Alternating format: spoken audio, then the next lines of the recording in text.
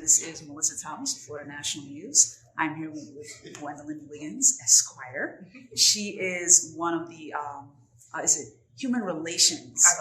Yes, the Human Relations Official for the City of Orlando.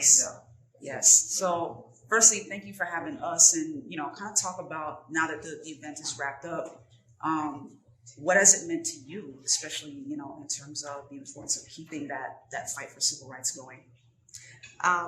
What it meant for me, it was more of an extension of what our office already does. Mm-hmm. Our office, although a city office, our office is a FEPA, a Fair Employment Practice Agency, and a FAPA, Fair Housing Assistance Program, in partnership with the federal government to enforce anti-discrimination laws, such as the Civil Rights Act of 1964 and those amendments thereafter, and the City of Orlando's local anti-discrimination law. So this was just an extension of that.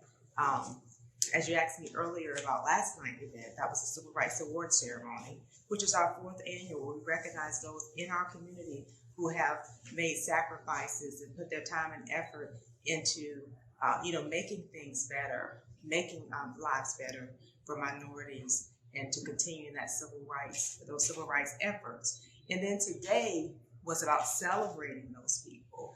Our first panel had 3 individuals who actually did work with Dr. Martin Luther King Jr. Mm-hmm. So having, people being able to talk to them, hear those stories of the work they did with him.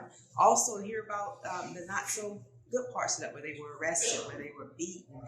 And that can make some of the activists today, although they see that their job is hard, they can see that back then theirs was even harder because their lives were at risk. They were arrested and beaten, and could have been killed with very little repercussions for the people who did it. Right. So awesome.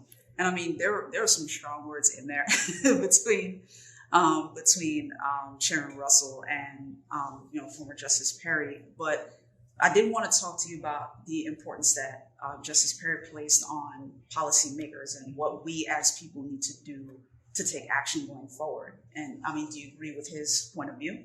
Yes, I totally do agree with it.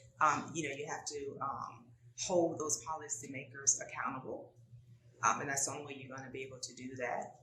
So you have to stay involved and active, whether it's your local government, your state level, or federal. Awesome. Well, thank you so much for your time. We appreciate you, and it was a great event, so we appreciate you. Thank you.